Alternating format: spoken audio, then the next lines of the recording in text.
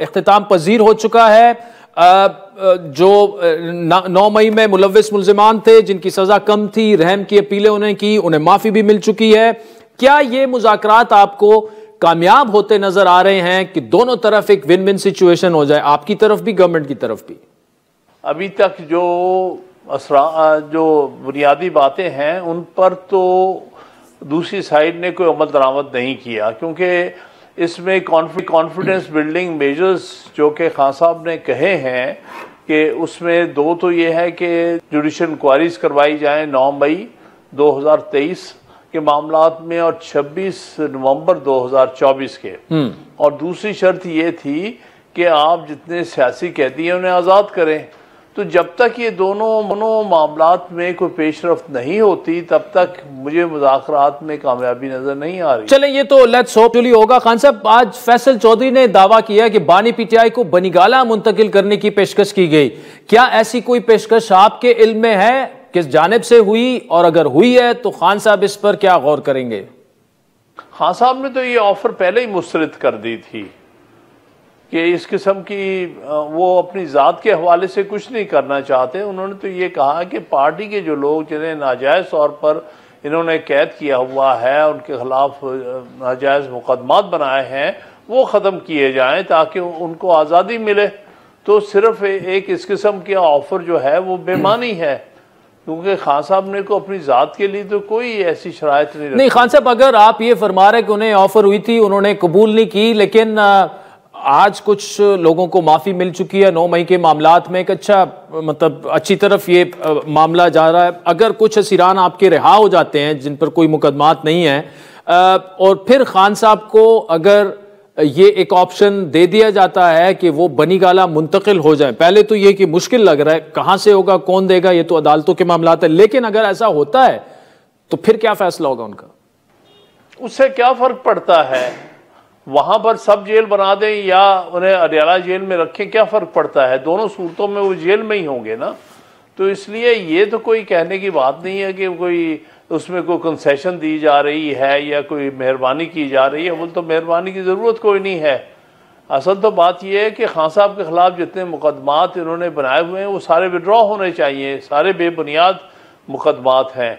असल बात तो वो है, ये तो कोई बात नहीं, हवा में कोई बात ही नहीं कि आप कहें कि जी आपको फलां जगह से एक सब जेल में मुंतकिल कर देंगे, तो क्या फ़र्क पड़ेगा? कानूनी तौर पे क्या फ़र्क पड़ता है, चाहे आप सब जेल में हो या आप एक रेगुलर। अच्छा, शेर अफजल मरवत की स्टेटमेंट है कि बानी पीटीआई की वकला फीसों की मद में करोड़ों रुपए पार्टी से वसूल कर रहे हैं और मुकदमात की इतनी फीस नहीं होती जितनी वो ले रहे हैं। एक तो वो वकला हैं खान साहब जिनका पार्टी से ताल्लुक है, दूसरे वो लोग हैं जो प्रोफेशनल जो कि पीटीआई के केसेस लड़ते हैं। क्या मैकेनिज्म है, कितनी फीसें ये लेते हैं और क्या कोई ट्रांसपेरेंसी उसमें है? देखिए, मरवत जो बातें करता है वो उन पर अव्वल तो मैं कमेंट नहीं करना चाहता और खा बेबुनियाद बातें बाज़ औक़ात कर देता है।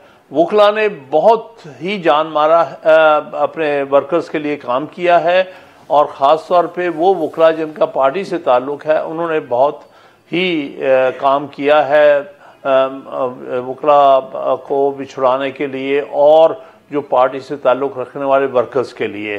तो फीस की कोई कंडीशन नहीं रखी गई। अब बात आ रही है कि जो मेन वकील हैं या उनकी टीम है जो कि खान साहब के मुकदमात को जो है उसमें पैरवी कर रहे हैं या उसमें पेश हो रहे हैं, जिनके सरबराह जो हैं वो सलमान सफदर साहब हैं, वो प्रोफेशनल वकील हैं और प्रोफेशनल वकील के तौर पर उनको एंगेज किया गया है। उनका ताल्लुक पार्टी से भी नहीं है, तो लिहाजा उनका तो ये हक है वो अपनी जितनी फीस उनकी बनती है वो नहीं ले रहे हैं। वो बहुत कंसेशनल रेट के ऊपर केसेस कर रहे हैं मेरी इतला के मुताबिक, और उन्होंने बड़े दिलो जान से केसेस लड़े हैं और बेशतर में कामयाबी हासिल की है। अभी तक तकरीबन हर केस में, मेजर केस में सलमान सफदर साहब उनकी टीम ने जो केसेस किए हैं इमरान खान साहब के या बुशरा बीबी साहबा के, उनमें बड़ी हद तक कामयाबी हासिल किया और बहुत अच्छी तरह परसू किया। और वो सिर्फ प्रोफेशनल एंगेजमेंट है, और प्रोफेशनल एंगेजमेंट में तो फिर नेचुरली वकील का राइट है कि वो कुछ ना कुछ फीस वसूल। अच्छा खान साहब ये बताए, 1.5-2 साल से मुज़ाकरात की फिजा नहीं बन पा रही थी कि बैठ जाएं दोनों सियासी जमातें, खुसूसन आपकी और हुकूमती जो सियासी जमातें हैं। क्या ये अब आखिरी मौका है? अगर ये मौका भी ज़ाया हो गया तो हम ये कह सकते हैं कि it will be too late?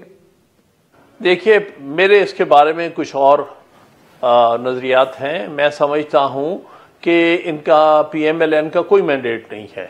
बुरी तरह हार चुके हैं पंजाब में भी और मरकज में भी। इनकी हुकूमत इलिजिटिमेट है, नाजायज है, लिहाजा इनकी फॉलोइंग आप फरमा रहे थे पहले होती थी, लेकिन इस वक्त कुछ हाल नहीं है इनका। पंजाब में आज़ाद इलेक्शन हो तो ये कहीं नज़र नहीं आए। आपके सामने है 8 की शाम को इनके सारे रहनुमा बुरी तरह से हार चुके थे इलेक्शन, बशमूल नवाज शरीफ, बाशमूल शहबाज शरीफ, बाशमूल मरीम नवाज के। लिहाजा ये तो सारे यूज़र पर हैं, ऑफिस जो एंजॉय कर रहे हैं, चाहे प्राइम मिनिस्टर का या चीफ मिनिस्टर का या किसी भी ऑफिस का। और जैसे कि उनके बाद वजीर हैं, आपने खुद देखा कि ये ख्वाजा आसिफ 8 की शाम को डार की वालदा से बुरी तरह हार गया था। अब वो किस हैसियत में वहाँ पर एक मिनिस्टर बन के बैठा है, ना तो वो MNA है। लिहाजा पहली बात तो मैं ये वाजे करना चाहता हूँ, PMLN का कोई मैंडेट नहीं है। उसने PTI का मैंडेट चुराया हुआ है। उस चुराए हुए मैंडेट की बुनियाद पर वो नेगोशिएट कर रहा है। मेरे नज़दीक उसकी मॉरल स्टैंडिंग कोई नहीं। जहाँ तक पीपल्स पार्टी का ताल्लुक है, उसने भी कराची की सीटें जो है चुराई गई हैं। उसमें तीसरी पार्टी जो थी वो कराची की जो है वो, तो इस सूरत में मेरे नज़दीक तो इन दोनों का मैंडेट जो है वो इतना नहीं है।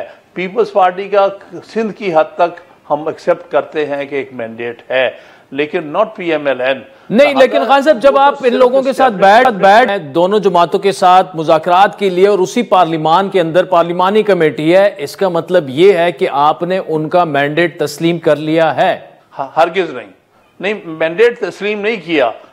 हम सिर्फ ये बात करने के लिए कि ये बहुत सारा शोर शराबा था कि देखें जी आपस में बात नहीं करते।